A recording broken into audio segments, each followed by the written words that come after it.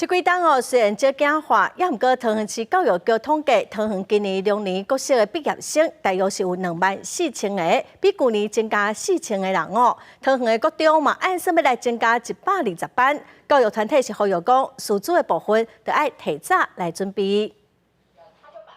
桃园24000个龙仔囝今年升国中啊，入学数估计会大增加大约4000人，是我7年升管上济增加120班。以中立34班、桃园14班、杨梅18班上济，2年学生增加，也属于部分学校面临校舍甲师资不足的问题。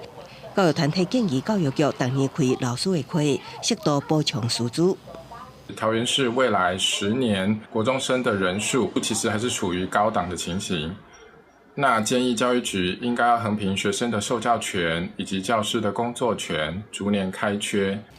位于桃园南区的这间中立高中，应用龙仔囝升国中也会增加2班，是南区学生招收人数前几名的学校。学校表示，这甲学校拍拼发展特色课程有真大关系，也吸引不少学生跨区就读。